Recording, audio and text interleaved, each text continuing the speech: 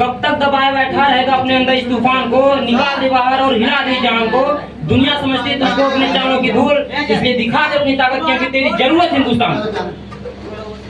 मैं जमई पुत्र श्याम सुंदर अम्बेडकर नगर का स्थायी निवासी हूँ।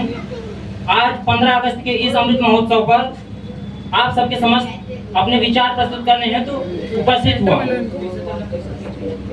सर्वप्रथम मैं अपने परम आदरणीय गुरुजनों, अतिथिगण एवं प्रिय अभिभावक महोदय जी के चरणों में सशक्त नमन करता हूँ।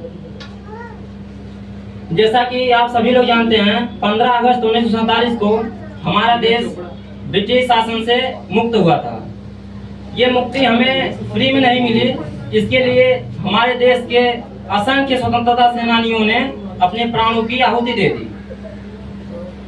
लेकिन दिल आहत तब होता है जब लोग कहते हैं कि ये स्वतंत्रता हमें गांधी जी की वजह से मिली है, सिर्फ उन्हीं का योगदान है। लोग गांधीवादी विचारधारा को मानने के लिए हमेशा उत्सुक रहते हैं, जबकि सभी लोग जानते हैं न जाने कितने झूले थे फांसी पर कितनों ने गोली खाई है, न जाने कितने झूले थे फांसी पर कितनों ने गोली खाई है। फिर झूठ क्यों बोलते हो साहब कि गांधी की चरखी आजादी आई है। हमारे स्वतंत्रता सेनानी हमारे देश को आजाद कराते हुए यही सपना संजो कर रखे थे कि एक दिन हमारा भारत फिर से सोने की चिड़िया होगा। एक दिन हमारे इस भारत की मिसाल पूरे विश्व भर में दी जाएगी। भारत का दोबारा विश्व गुरु बनने का सपना एक दिन साकार होगा। लेकिन देशद्रोह, भ्रष्टाचार, आतंकवाद इतना बढ़ गया है कि उनकी ये सोच, उनका ये सपना अधूरा सा प्रतीत हो रहा है। ऐसा लग रहा है कि उनका ये सपना साकार नहीं होगा। पहले हमारा देश गुलाम था, इसलिए हम लोगों को लड़ जाने को, मर जाने को, मिट जाने को कहता था। लेकिन अब तो हम स्वतंत्र हैं और अब हमारा देश ना हमें लड़ जाने को, मर जाने को, मिट जाने को कहता है, बल्कि हमारा देश हमसे इतना ही आशा करता है कि भारत का प्रत्येक नागरिक अपने कर्तव्य को सच्ची ईमानदारी पूर्ण अपने कार्य को संपन्न करे। तो उससे बड़ा देशभक्त कोई नहीं है। एपीजे अब्दुल कलाम साहब कहकर गए हैं कि हमारे देश की जिम्मेदारी नहीं है को हमें आगे बढ़ाए। ये हमारे देश की जिम्मेदारी नहीं है को हमें आगे बढ़ाए, बल्कि हमारी जिम्मेदारी है कि अपने देश को आगे बढ़ाए। मैं एक शब्द आप सबके सामने प्रस्तुत करना चाहता हूँ। देशभक्ति, राष्ट्र प्रेम। क्या है देशभक्ति और क्या है राष्ट्र प्रेम? क्या 15 अगस्त 26 जनवरी आने के 10 या 15 दिन पहले अपने मोबाइल के डीपी पर, व्हाट्सएप, फेसबुक के डीपी को 3 रंगों से रंगना ही देशभक्ति है? या अपने स्मार्टफोन के वॉलपेपर को तिरंगे के रंग से रंगना ही देशभक्ति है? या तिरंगे के कलर का कपड़ा पहनने को देशभक्ति कहते हैं? जैसे कि ये सब देख रहे हैं, देशभक्ति हर व्यक्ति के लिए अलग अलग होती है। लेकिन ऐसा प्रतीत हो रहा है इस समय कि देशभक्ति नामक चीज किसी के अंदर बची ही नहीं है। सभी लोग स्वार्थी हो गए हैं।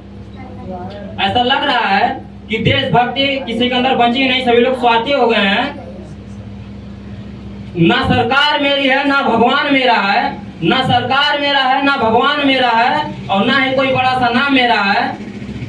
बस गर्व है मुझे इतनी सी बात पर कि मैं एक हिंदुस्तानी हूँ और एक हिंदुस्तान मेरा है। मैं आप सबसे पूछना चाहूंगा देशभक्ति क्या है? जैसा कि आप सभी लोग जानते हैं कि फुटपाथ पर रहने वाला वो बच्चा जो कड़ी धूप में नंगे पांव में ट्रैफिक की छांव में खड़े होकर तिरंगा बेच रहा होता है, तो क्या आप सब उसकी इस कर्म को उसकी देशभक्ति कहेंगे? नहीं, ये उसकी देशभक्ति नहीं है, उसकी भूख की शक्ति है। क्योंकि ना मस्जिद को जानते हैं, ना देवालयों को जानते हैं, ना मस्जिद को जानते हैं, ना देवालयों को जानते हैं। सब जो लोग भूखे होते हैं ना, वो सिर्फ भोजन के निवालों को जानते हैं, भोजन के निवालों को जानते हैं। हमारे परिवार, हमारे समाज, हमारे पूरे देश की जिम्मेदारी होनी चाहिए देशभक्ति। हमारे परिवार, हमारे समाज, हमारे पूरे देश की जिम्मेदारी होनी चाहिए देशभक्ति, ताकि आने वाला हर आतंकवादी, हर देशद्रोही ये समझ सके कि यदि वो परिंदा है तो ये आसमान उसका है, यदि वो परिंदा है तो ये आसमान उसका है, यदि वो दरिंदा है तो ये श्मशान उसका है। यदि भाईचारे से रहना है तो रहे ही जमीन पर, वरना एक कब्र भी उसकी है और एक कब्रिस्तान उसका है, एक कब्रिस्तान उसका है। मैं उन लोगों के लिए दो शब्द कहना चाहूंगा जो भारत में ही रह के भारत से ही नफरत करते हैं और देशद्रोह का रास्ता अपना लेते हैं।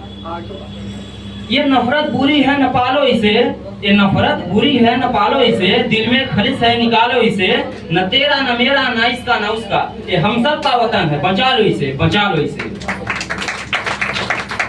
मजदूर को मजदूर समझिए मजबूर नहीं, और गरीब को काम दीजिए दान नहीं। मजदूर को मजदूर समझिए मजबूर नहीं, गरीब को काम दीजिए दान नहीं। और यदि दान देने के इतने ही इच्छुक हैं, दान देने की यदि इतने इच्छुक हैं तो जीते जी रक्त दान दीजिए और मरने के बाद अंग दान देकर किसी मरते हुए को जीवन दान दीजिए। यही होती है देशभक्ति, यही होता है राष्ट्रप्रेम। मैं अपने देशवासियों के लिए और इस इन्हीं के बीच से निकलने वाले देश के जवानों के लिए दो शब्द कहना चाहूंगा, क्योंकि अगर जहां देशभक्ति और राष्ट्रप्रेम की बात हो वहां इंडियन आर्मी का जिक्र ना हो तो ये देशभक्ति और राष्ट्रप्रेम अधूरा सा प्रतीत होता है। हमारे देश के जवान जैसा दुनिया में कोई जवान नहीं, हमारे देश के जवान जैसा दुनिया में कोई जवान नहीं। सांसें गिरवी है सरहदों पर उसकी, सांसें गिरवी है सरहदों पर उसकी, पर गिरवी उसका ईमान नहीं, गिरवी उसका ईमान नहीं। एक वही लोग बचे हैं जो अपने ईमान को नहीं बेचे हैं, जो भ्रष्टाचारी नहीं हुए। यदि वो भी भ्रष्टाचारी हो गए हैं, आजकल के नेताओं के जैसे आजकल जैसे पुलिस हो गए हैं भ्रष्टाचारी, अगर देश की आर्मी भी भ्रष्टाचारी हो जाए तो हमारा देश एक दिन में नीलाम हो जाएगा, ज्यादा वक्त नहीं लगेगा। और दिल आहत तब होता है जब राजनेता देश के वीर जवानों जब शहीद होते हैं तो उनके शहादत को राजनीति में उतारते हैं, राजनीति में उनके शहादत को छापते हैं। क्योंकि सभी लोग जानते हैं देश के जवान यदि यहाँ पे हैं तभी, यदि सरहदों पर हैं तभी हम लोग यहाँ पे हैं। यदि वो वहां से हट जाए एक दिन के लिए भी तभी हम लोगों का जीना दूभर हो जाएगा।